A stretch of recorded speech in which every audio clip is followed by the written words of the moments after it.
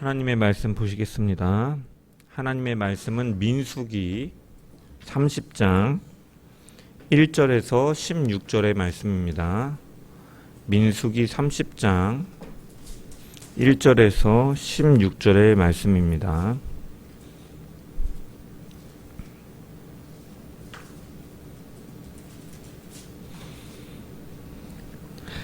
제가 하나님의 말씀을 봉독합니다. 모세가 이스라엘 자손 지파의 수령들에게 말하여 이르되 여호와의 명령이 이러하니라. 사람이 여호와께 서원하였거나 결심하고 서약하였으면 깨뜨리지 말고 그가 입으로 말한 대로 다 이행할 것이니라. 또 여자가 만일 어려서 그 아버지 집에 있을 때에 여호와께 서원한 일이나 스스로 결심하려고 한 일이 있다고 하자. 그의 아버지가 그의 서원이나 그가 결심한 서약을 듣고도 그에게 아무 말이 없으면 그의 모든 서원을 행할 것이요 그가 결심한 서약을 지킬 것이니라. 그러나 그의 아버지가 그것을 듣는 날에 허락하지 아니하면 그의 서원과 결심한 서약을 이루지 못할 것이니 그의 아버지가 허락하지 아니하였은즉 여호와께서 사하시리라. 또 혹시 남편을 맞을 때에 서원이나 결심한 서약을 경솔하게 그의 입술로 말하였으면 그의 남편이 그것을 듣고 그 듣는 날에 그에게 아무 말이 없으면 그 서원을 이행할 것이요 그가 결심한 서약을 지킬 것이니라. 그러나 그의 남편이 그것을 듣는 날에 허락하지 아니하면 그 서원과 결심하려고 경솔하게 입술로 말한 서약은 무효가 될 것이니 여호와께서 그 여자를 사하시리라. 과부나 이혼당한 여자의 서원이나 그가 결심한 모든 서약은 지킬 것이니라. 부녀가 혹시 그의 남편의 집에서 서원을 하였다든지 결심하고 서약을 하였다 하자 그의 남편이 그것을 듣고도 아무 말이 없고 금하지 않으면 그 서원은 다 이행할 것이요 그가 결심한 서약은 다 지킬 것이니라. 그러나 그의 남편이 그것을 듣는 날에 무효하게 하면 그 서원과 결심한 일에 대하여 입술로 말한 것을 아무것도 이루지 못하나니 그의 남편이 그것을 무효하게 하였은즉 여호와께서 그 부녀를 사하시느니라. 모든 서원과 마음을 자제하기로 한 모든 서약은 그의 남편이 그것을 지키게도 할 수 있고 무효하게도 할 수 있으니 그의 남편이 여러 날이 지나도록 말이 없으면 아내의 서원과 스스로 결심한 일을 지키게 하는 것이니 이는 그가 그것을 들을 때에 그의 아내에게 아무 말도 아니하였으므로 지키게 됨이니라. 그러나 그의 남편이 들은 지 얼마 후에 그것을 무효하게 하면 그가 아내의 죄를 담당할 것이니라. 이는 여호와께서 모세에게 명령하신 규례니 남편이 아내에게 아버지가 자기 집에 있는 어린 딸에 대한 것이니라. 아멘. 말씀을 통한 주의 은혜와 평강이 이 자리에 모인 모든 성도들 가운데 넘치기를 축원합니다. 지난주에 우리는 민수기 28장과 29장의 말씀을 살펴보았습니다. 이스라엘 광야 2세대는 가나안 전쟁을 눈앞에 둔 상황에 서 있습니다. 그래서 제2차 군대를 개수하고 지도자가 모세에서 여호수아로 이제 이전되죠. 이제는 싸워야 됐고 땅을 차지해야 됐고 방황하는 삶에서 정착하는 삶을 시작해야 합니다. 삶의 국면이 완전하게 달라지는 시점이라 할 수 있습니다. 그런데 하나님께서는 그 시점에 전쟁의 전략이나 군사적인 지침을 먼저 말씀하지 않으십니다. 제사와 절기의 규례를 28장과 29장에 길게 말씀하시고 30장의 서원에 대한 규례를 말씀하시죠. 매일 드리는 제사, 안식일의 제사, 초하루의 제사, 그리고 절기마다 드리는 제사까지 반복해서 말씀하십니다. 그래서 이 28장부터 30장까지의 단락은 그동안 민수기에서 이어져 오던 이야기의 흐름이 갑자기 멈춘 것처럼 느껴질 수가 있습니다. 하지만 이것은 그 서사가 단절된 것이 아니라 하나님의 분명한 의도임을 말씀드렸죠. 하나님께서는 이스라엘이 가나안 땅에 들어가기 위해서 그들이 어떻게 싸울 것인가에 대해서 가르쳐 주시기보다는 먼저 그들이 어떻게 살아가야 될 것인가에 대해서 우선순위를 두고 가르치시는 것이죠. 가나안에 들어가서도 그들의 삶의 중심이 잃지 않도록 하루와 한 주와 한 달과 한 해의 삶이 하나님을 기억하는 삶이 되도록, 그래서 제사에 대한 규례를 언급하시면서 그 시간 속에 그들이 예배자로 서기를 하나님께서 붙드신 것이죠. 그래서 28장과 29장의 이 제사와 절기의 규례는 단순히 예배의 형식을 다시 한번 설명하는 정도의 수준이 아니라 이 제사의 규례를 언급함을 통해서 하나님의 뜻은 이스라엘 백성들이 삶 전체의 시간 속에서 하나님께 예배하는 예배자로 서기를 바라시는 하나님의 말씀이었습니다. 그리고 그 흐름 속에서 우리는 자연스럽게 한 가지 질문이 생기죠. 그렇다면 우리가 예배자로 산다라는 것은 구체적으로 무엇을 의미하는 것인가? 하나님을 기억하는 삶은 실제 자리에서, 삶의 자리에서 어떻게 드러나는가? 바로 그 지점에서 오늘 본문인 민수기 30장이 등장하는 것이죠. 민수기 30장은 28장과 29장의 흐름을 이어받아서 예배자의 삶이 실제 삶의 질서 속에서 어떻게 드러나야 되는지를 보여주는 규례라고 할 수 있는 거예요. 그래서 이 본문은 이렇게 묻는 거죠. 왜 하나님의 예배 규례 다음에 이 서원에 대한 규례를 말씀하시는가? 왜 전쟁을 앞둔 시점에 약속과 책임에 대해서 말씀하시는가? 그 의미는 무엇입니까?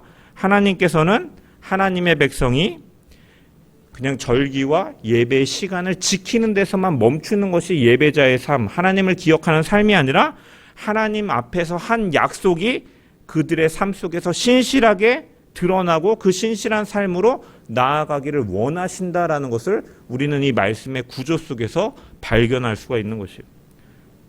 그래서 이 서원이라는 것은 무엇입니까? 하나님 앞에서 자발적으로 드리는 약속이죠. 그래서 하나님은 이렇게 가르치시는 거예요.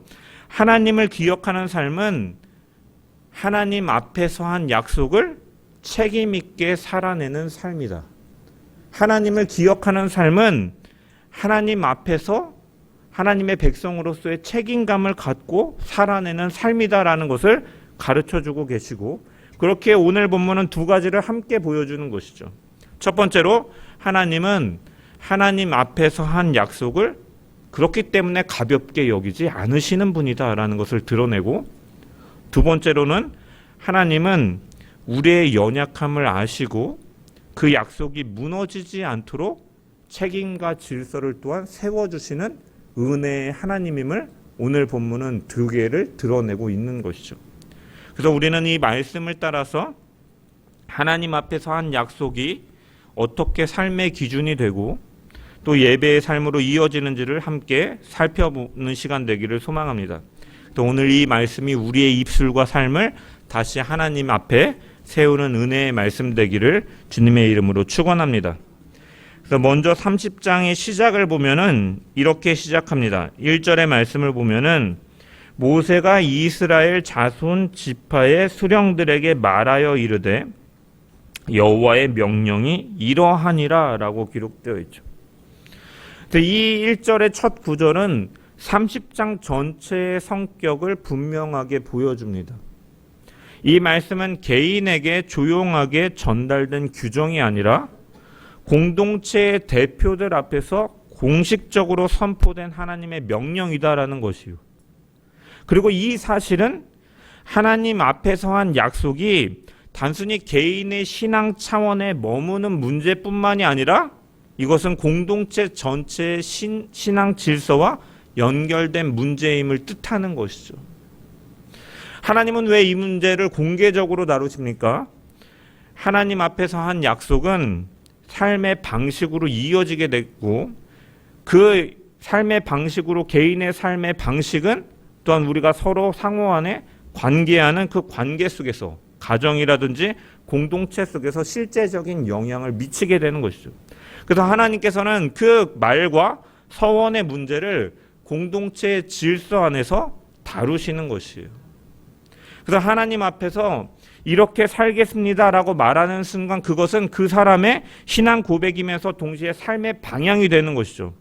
그리고 그 삶의 방향은 그 사람이 어떤 사람으로 살아갈지를 드러내는 표지가 되고 그것은 옆에 주위의 사람들에게 영향을 미치기 때문에 하나님께서는 이 문제를 공동체 안에서 다루시는 것이고 그래서 이렇게 말씀하고 계신 것이죠. 이제 2절을 보면은 하나님께서는 핵심 원칙을 분명하게 말씀하시는데 2절에 보면 사람이 여호와께 서원하였거나 결심하고 서약하였으면 깨뜨리지 말고 그가 입으로 말한 대로 다 이행할 것이니라. 여기서 서원하다라고 번역된 히브리어는 이 나다르라는 동사인데 자발적으로 하나님께 약속하는 행위를 가리킵니다. 즉 누군가 스스로 하나님께 나아가서 이렇게 하겠습니다라고 약속하는 것이 바로 이 서원이죠. 또한 뒤에 나오는 결심하고 서약하였으면 이 결심하고 서약하다라는 것을 히브리어로 보면 이사르라는 동사인데 어떠한 행동을 하지 않겠다라고 스스로 제어하고 속박한다라는 의미를 가지고 있습니다. 그래서 이 서원은 무엇을 하겠다라는 것, 서약은 무엇을 하지 않겠다. 하지만 이 둘 서원과 서약은 두 개 다 공통의 의미죠. 자신의 삶을 하나님 앞에 묶어두는 신앙의 행위인 것이에요. 그래서 하나님께서는 그렇게 고백한 것들을 그 약속을 깨트리지 말라라고 말씀하시는 것이죠. 여기서 깨트리다라고 번역된 이 히브리어를 보면 이 할렐이라는 말인데 무너뜨리다, 헛되게 하다, 더럽히다라는 뜻을 가지고 있습니다. 즉 다시 말해서 하나님 앞에서 한 고백을 아무 일이 없는 것처럼 헛된 것처럼 취급하지 말라라는 것이죠. 그리고 하나님 앞에 드려진 그 말, 그 약속을 가볍게 그렇게 무시하는 것은 하나님 앞에 자신을 온전하게 두지 않는 태도이고 자신의 입술을 스스로 더럽히는 행위다라고 말씀하시는 것이죠.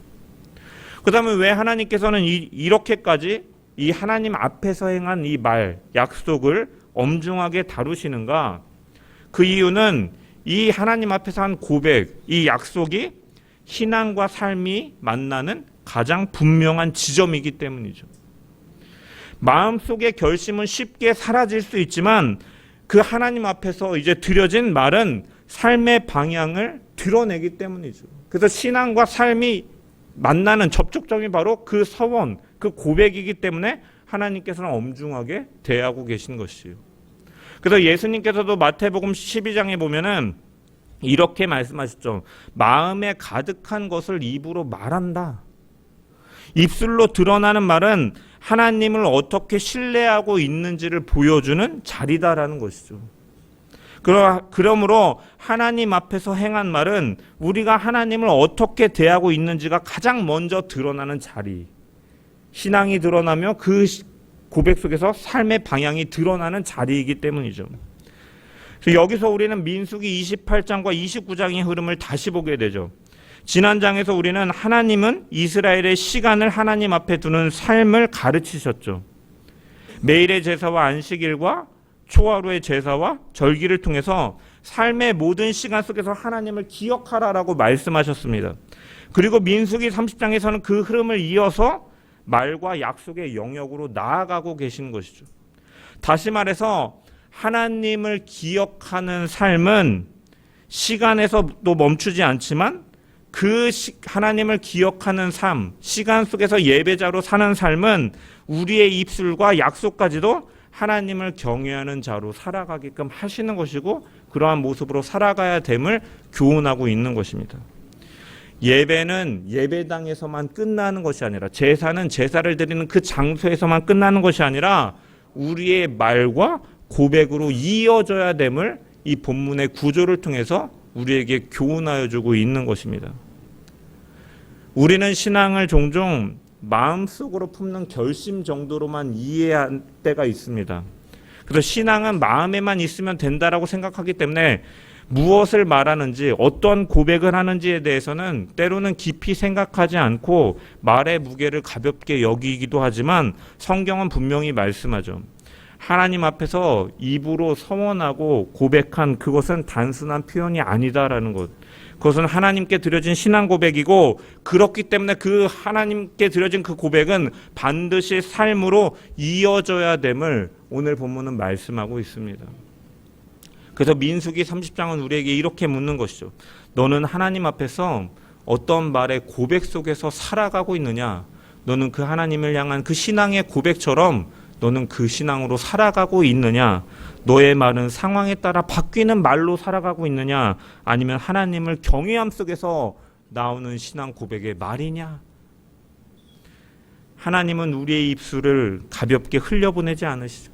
그 이유는 하나님께서 우리의 삶을 진지하게 붙드시기 때문입니다. 하나님은 우리의 말과 삶이 분리된 존재로 두지 않으시고 고백과 행함이 하나로 이어지는 신앙으로 빚어 가시는 분이시기 때문에 그 제사에 대한 규례 이후에 오늘 이 서원에 대한 약속의 말씀을 하심을 통해서 그 예배와 그 약속과 그 말에 따르는 행함이 일치가 되어야 됨을 말씀하고 있는 것이죠. 그래서 오늘은 우리 이 말씀 앞에서 하나님 앞에서 말하는 우리의 입술이 다시 정돈되기를 소망합니다. 쉽게 말하지 않게 하시고 헛되이 말하지 않게 하시고 우리가 고백하는 그 고백이 우리의 삶의 방향이 되고 우리가 그 고백에 대한 고백을 따르는 삶, 책임지는 신앙으로 자라감을 통하여서 하나님을 경외하는 하나님을 향한 경외의 고백으로 살아가는 복된 성도들 되기를 주의 이름으로 간절히 축원합니다. 이 은혜가 우리 모든 자들 가운데 삶 속에 깊이 자리 잡기를 주의 이름으로 간절히 축원합니다. 이 민수기 30장을 읽다 보면은 한 가지 의문이 생깁니다. 하나님께서는 2절에서 살펴본 것처럼 약속에 대한 책임을 매우 엄중하게 말씀하시죠. 곁들이지 말고 입으로 말한 대로 다 이행하라. 그런데 뒤이어 나오는 내용들을 보면 그 책임이 그대로 적용되지 않는 경우들이 등장합니다. 3절부터 16절을 보면은 여자의 서원과 관련해서 아버지나 남편이 그 개입이 허용되어지는 내용이 나오죠.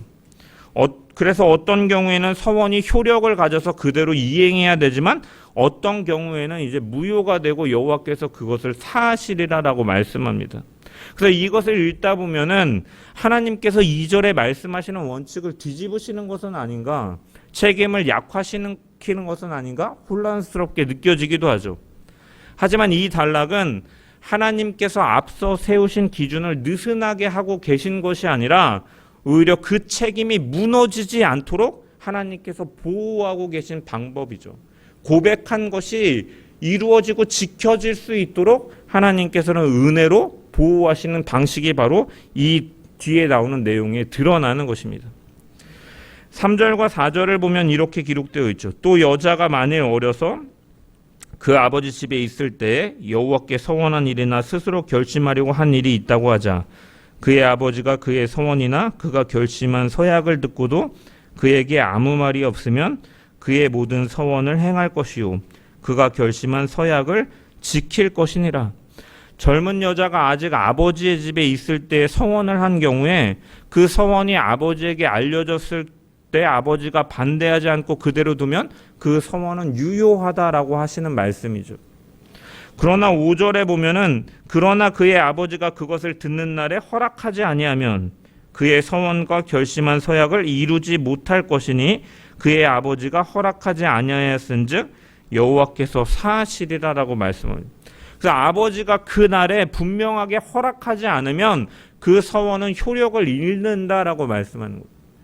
이어지는 6절부터는 결혼한 여인의 경우가 나오고 같은 원리가 이제 남편에게 적용되는 거죠. 남편이 그것을 묵인하고 인정하면은 그 서원은 유효하지만 남편이 그것을 반대하면은 그것이 이제 무효화되고 하나님께서 사하신다라고 말씀이죠.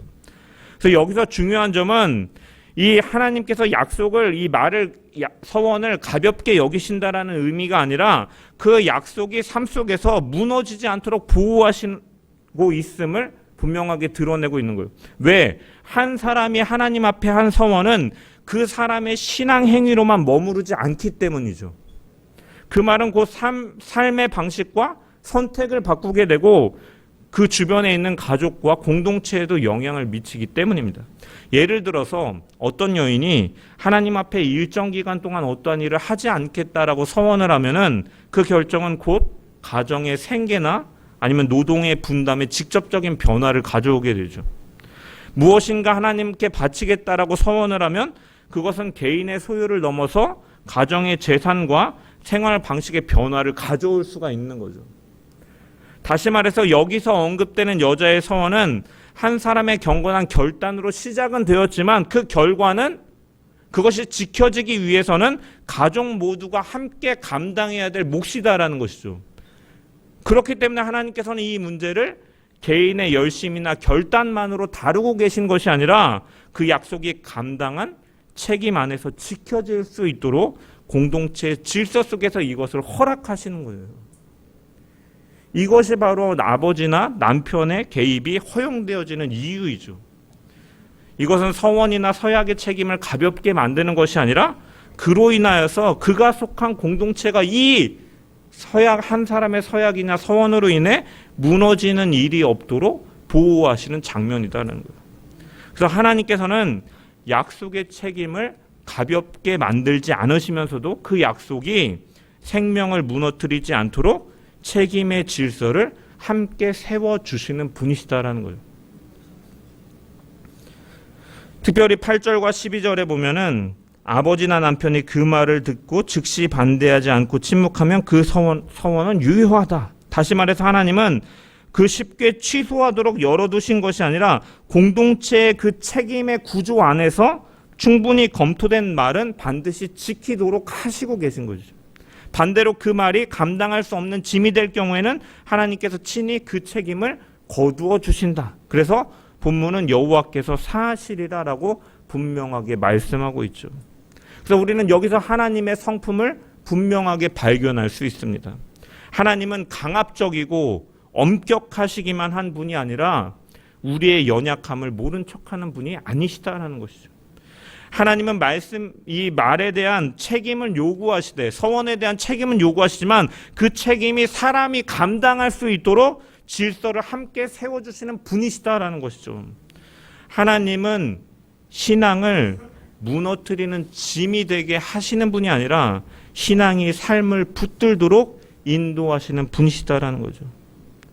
그래서 우리는 이 부분을 통해서 우리는 우리의 삶 가운데 적용해 볼 수가 있죠. 만약에 한 여인이 남편과 상의 없이 하나님 앞에 뭐 작정하고 서원하겠다라고 했지만 남편이 상황을 볼 때 이것을 지금 이 상황에서 우리가 할 수 없어라고 말하면 그것 하나님께 약속하기 때문에 남편의 의사는 무시하고 무조건 행해줘야 되는 것이 아니라 그 가정과 하나님께서 세우신 공동체 속에서 조율하고 함께 감당해야 되는 그 책임 속에서 그 일을 감당하는 것이 하나님께서 뜻하신 것이지 신앙이라는 이름 속에서 열심으로만 감당하는 것이 하나님께서 기뻐하시고 받으시는 서원은 아니다라는 것이죠. 하나님은 그러한 강압적이거나 엄격하시기만 하신 분이 아니라 신앙이 그것을 삶과 가정을 무너뜨리는 것을 바라보고만 계신 분이 아니라 신앙이 삶을 붙들고 함께 할 수 있도록 하나님은 보호하시고 이끄시는 하나님임을 우리는 분명하게 기억해야 될 줄 믿습니다.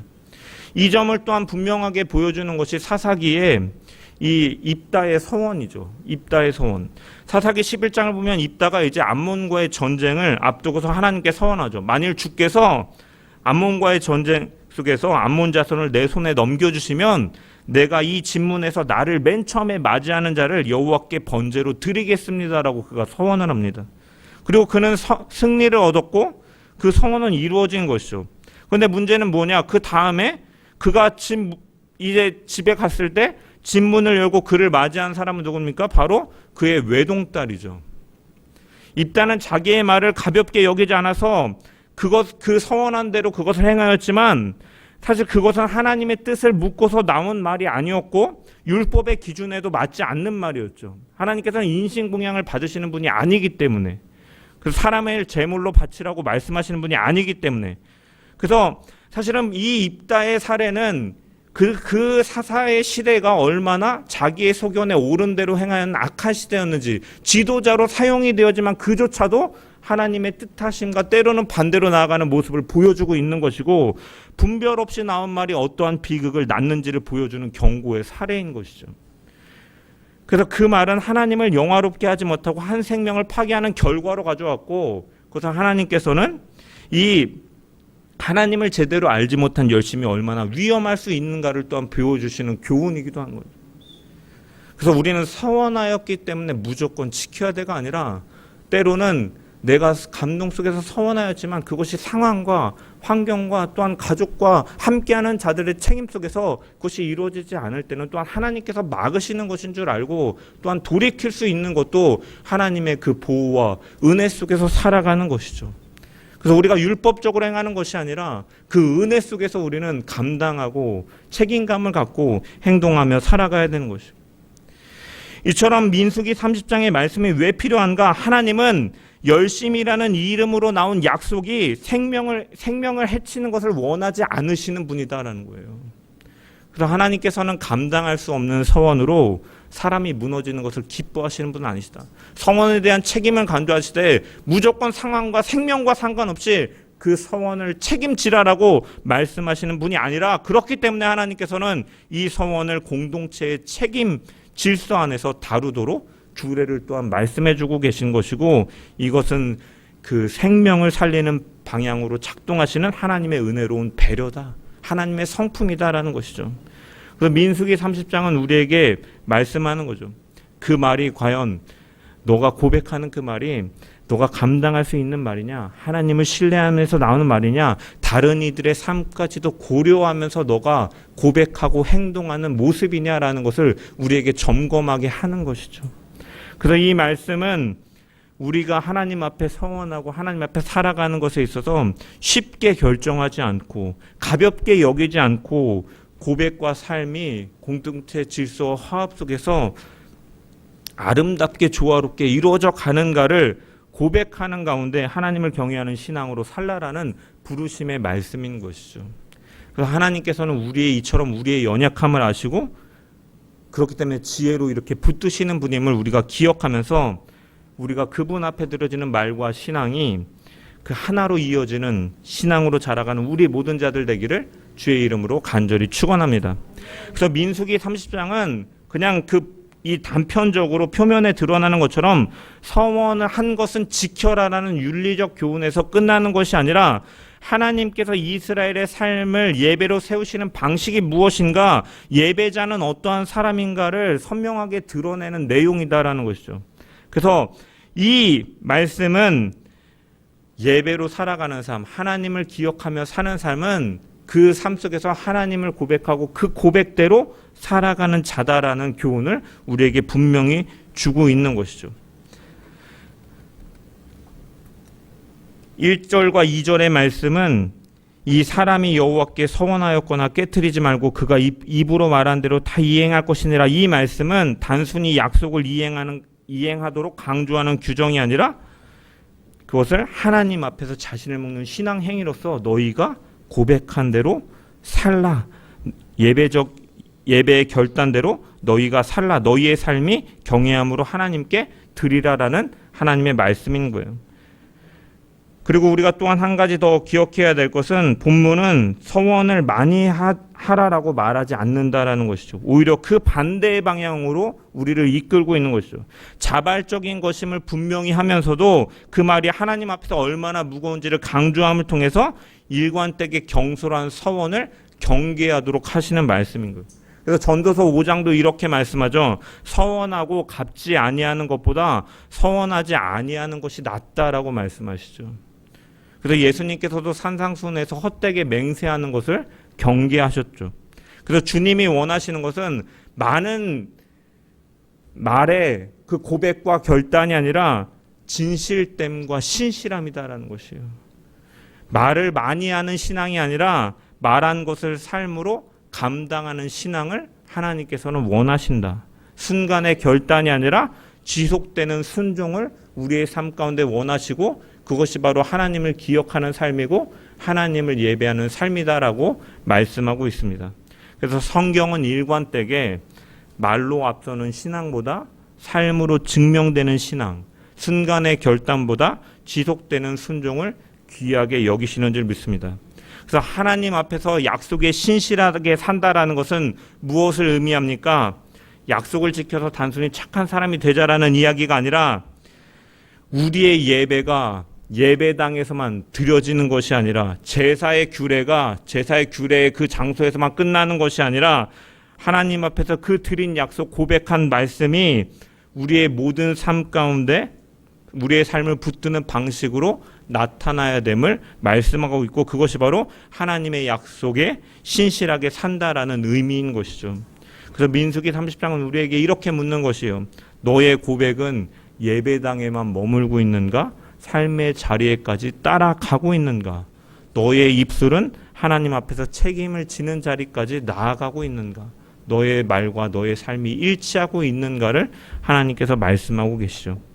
그래서 약속의 신실한 삶이 곧 예배자의 삶임을 기억하면서 하나님 앞에서 드린 약속의 삶이 우리의 삶의 기준이 되고 방향이 되고 책임이 되는 자들 됨을 통해서 우리의 일상이 하나님께 드리는 예배자 되기를 주의 이름으로 간절히 축원합니다. 우리의 입술이 하나님 앞에서 신실해지고 우리의 약속이 삶을 붙드는 기준이 되고 우리의 일상이 하나님께 드려지는 예배로 세워지기를 주의 이름으로 간절히 축원합니다.